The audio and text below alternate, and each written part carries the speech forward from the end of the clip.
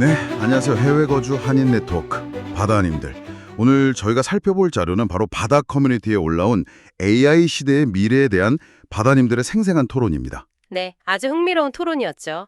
캐나다 온타리오의 바다이오님께서 던지신 질문, AI가 모든 일을 하고 인간은 놀게 되는 시대, 과연 가능할까요? AI가 만든 부를 인간은 어떻게 얻고 또 AI 기반 경제는 어떻게 유지될까요? 이런 질문이었죠. 맞아요. 이 질문에서 시작된 정말 다양한 의견들. 캐나다, 미국, 호주, 영국, 네덜란드, 전 세계 바다님들의 통찰을 모아서요. AI가 우리 사회와 경제에 미칠 영향 좀 깊이 있게 파고들어 보겠습니다. 네, 좋습니다. 이게 단순히 기술 변화, 이걸 넘어서 우리 삶의 근간을 어떻게 바꿀 수 있는지 그런 질문과 답변들이 오갔어요. 그렇죠.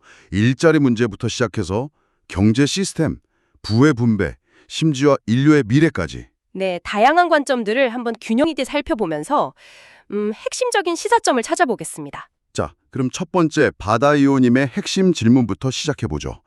AI가 생산을 전담한다. 그러면 소득 없는 인간은 어떻게 소비하고 경제는 어떻게 순환될까요? 이게 참... 근본적인 질문이죠. 네.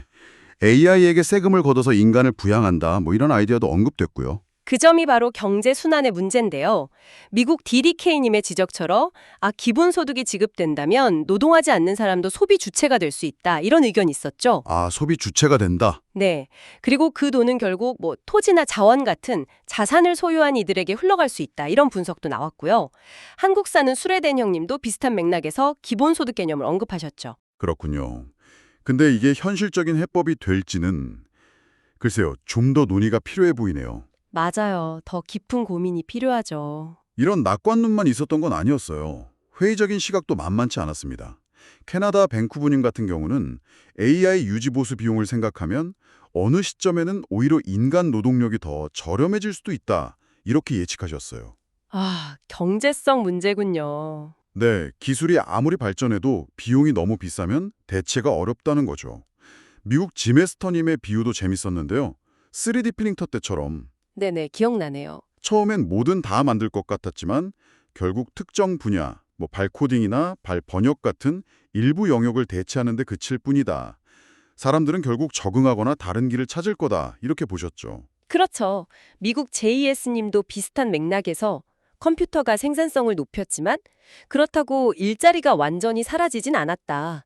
이 점을 지적하셨고요. 과거 사례를 보면 그랬다는 거죠. 네, 역사를 보면 기술 발전이 곧바로 대량 실업으로 이어지진 않았다.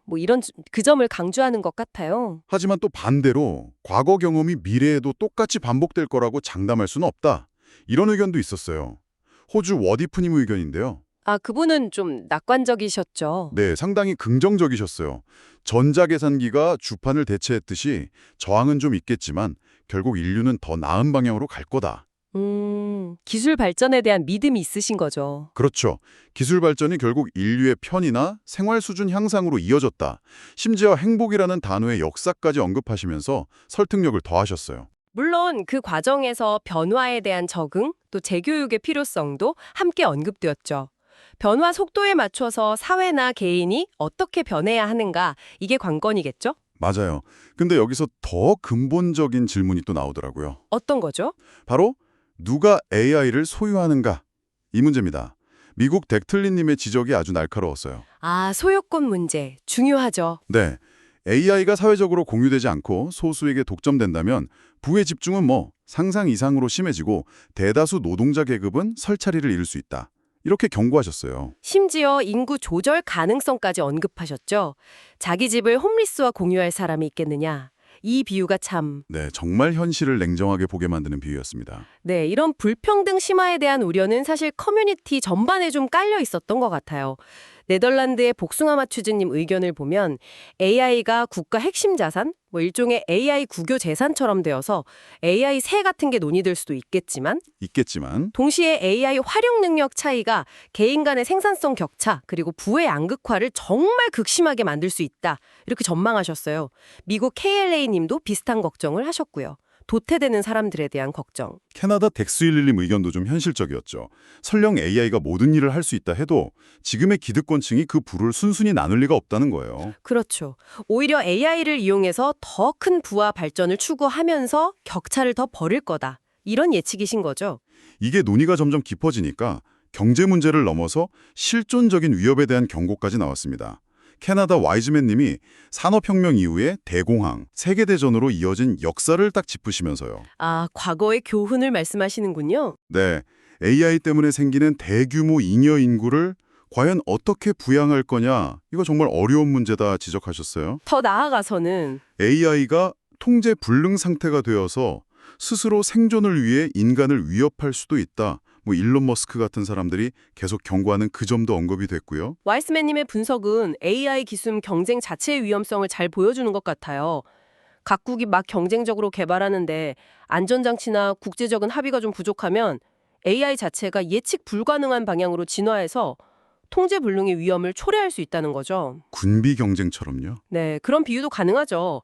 AI 개발 경쟁이 AI에게 어쩌면 뭐랄까 생존 본능 같은 걸 부여할 수도 있다는 해석은 상당히 좀 섬뜩합니다. 영국의 율지연석 테키님이 영화 원리를 예로 드신 것처럼 AI와 인간의 공존이 생각보다 복잡하고 갈등적일 수도 있겠다. 이런 상상도 가능하고요. 그렇죠. 오늘 바다님들의 정말 다양한 의견을 쭉 따라가 보니까요. AI 미래라는 게 참 복잡하고 여러 층위가 있는 모습이네요. 네, 한마디로 정의하기 어렵죠.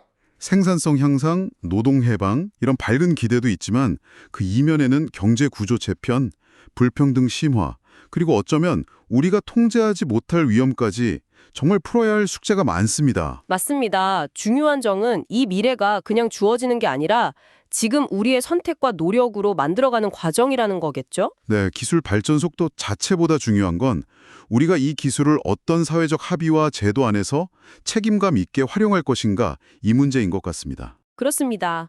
AI의 소유권은 어떻게 할 건지, 부의 재분배는 어떤 방식으로 할지, 또 윤리적인 통제는 어떻게 가능할지, 이런 근본적인 질문들에 대한 사회적 논의가 그 어느 때보다 정말 시급해 보입니다. 가다님들께서는 AI 시대를 준비하시면서 우리 사회가 어떤 가치를 가장 중요하게 지켜야 한다고 생각하시나요? 네, 이 질문을 한번 곱씹어 보시면 좋겠습니다. 바다님들, 구독과 좋아요를 부탁드려요.